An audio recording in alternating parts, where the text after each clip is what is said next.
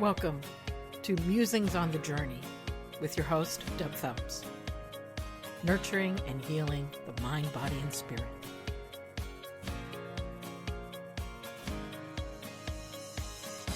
Here for another Musings on the Journey as I make my way home from the store. So some musings that I have today. Well, today I feel is a quiet day.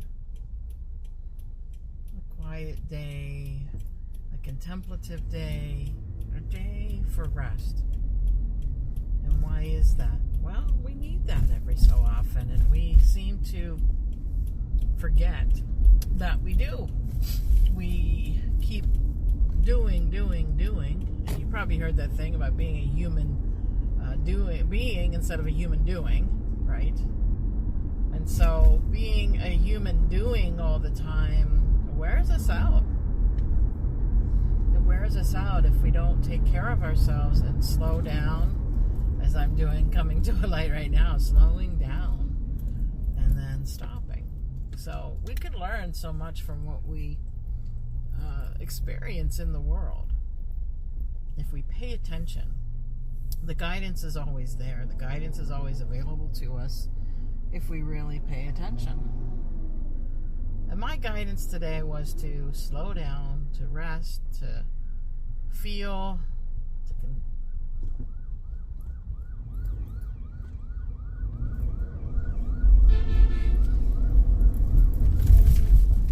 as I pull over here for an ambulance.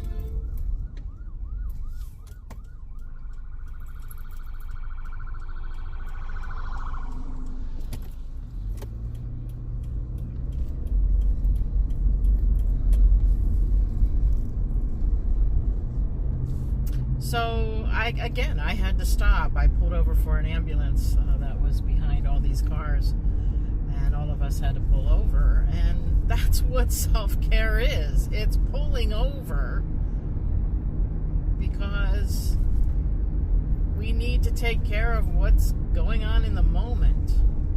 Now, yeah, an ambulance usually signifies an emergency, but you don't want to have to do self-care once it becomes an emergency situation where you're forced to do self-care. If you practice self-care on a continual basis, on a consistent basis, then when a more serious situation occurs, you'll already be ready to do what is needed because you are in tune with yourself. And see, that's what's so important, is being in tune with yourself. What is it that I need right now? Is it rest? Is it I need to eat? Is it I need to sleep, for instance? With all the doing, it's like we're constantly on the treadmill. And actually, it's not a treadmill, it's a roller coaster ride, because when we are dealing with stress, it's a roller coaster ride. You know, we get that we get that excitement from stress, right? It's turning on all those hormones inside, the adrenaline, you know, just like when we ride a roller coaster and then we come up and it's like, okay, I'm pushing through this project or situation, whatever it is that I'm dealing with, and then all of a sudden I go downhill. And then I bottom out until the next wave or the next upward motion of stress. And what happens is we end up feeling pretty nauseous, pretty sick, because that's what we're riding all the time. Now, some people get a high from that idea. They work better with stress. Is that really true? That's something that we've taught ourselves to be in. But if we can come from a place of inner peace, we'll have all the energy that we need. And there was a quote that I posted on my various Facebook and social media not too long ago, and it was a quote from Peace Pilgrim. And it was it was something to the effect, obviously, I can't tell you exactly what it is right this moment, but it was something to the effect that if you have inner peace, you have all the energy that you need. And not only that, it's from the giving and the receiving. Because you know you're whole. You know you are complete. You know you have everything that you need. And a lot of times when we are under stress, it's right, we don't have enough time. We don't have enough money. We don't have enough of whatever. And we're saying we don't have. And that runs right into our root chakra. And our statement for the root chakra is, I have, that I already have it. I am secure in knowing this. And so the stress is that we're feeling insecure. We're feeling out of control. And to come back to that space of control, well, we don't have any control really in the world. Things happen. But to have that space of groundedness, of feeling balanced, well, that's what meditation does. Meditation helps you with that. So the more that you do it on a consistent basis, so, doing a meditation once a month, yeah, it's going to help in the moment. But when you have a ongoing practice, and as I always tell my students and clients, is start with even 5 minutes a day. You start with 5 minutes a day, and you'll see the accumulative effect. And then, as you feel ready, then you go to 10 minutes a day. Then you go to 20 minutes a day. However it is that you need to go for you. Like I said, everybody is different in how they practice. But the thing is the beginning and just getting started. Because that's what's important. And there's so many different kinds of meditations that can help you. If you have trouble with focus, well, there's meditations and mantras and that sort of thing that will help you with focus. If you want to open your heart, want to open to compassion, want to open to those sorts of things, well, then loving kindness is a great practice for you. If you need help just in getting relaxed because of the stress, well, yeah, guided meditations, a visualization, that sort of thing. Any type of meditation is going to help you to relax, to have more calm in your life, and then also help you to open up to your spiritual higher self, whatever that is for you. If you believe in inner guidance, if you believe in inner wisdom, whatever it may be, meditation will help you to open up to that. So self-care, back to the self-care. Well, it is. Meditation is a part of self-care as we drop down into that relaxation state, as we come into the parasympathetic nervous system, that resting and digesting. I know I do what I can throughout the week. Last Sunday I had a massage after a very busy day. On Saturday for my studio, busy the whole time, standing over, doing free energy sessions, energy healing sessions, that sort of thing. And so I had already set it up in advance that the next day, after my morning meditation with a group, and also a study group that I run as well, spiritual study group, that I would then have a massage to kind of bring myself back. And even during the day, I bring myself back. And it can be just 5-10 minutes a day to do that during the course of your busy day. Now, granted, I work at home most of the time, unless I'm over at the studio.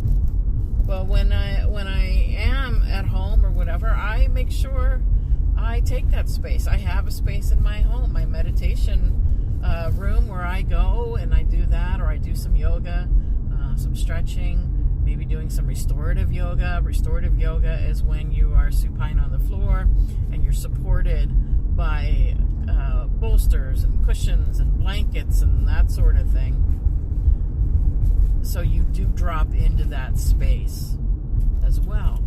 I also practice something called Yoga Nidra, which Yoga Nidra is yogic sleep. So it's kind of dropping down in between that space between awake and sleep. And it's a guided type of process. And it helps you to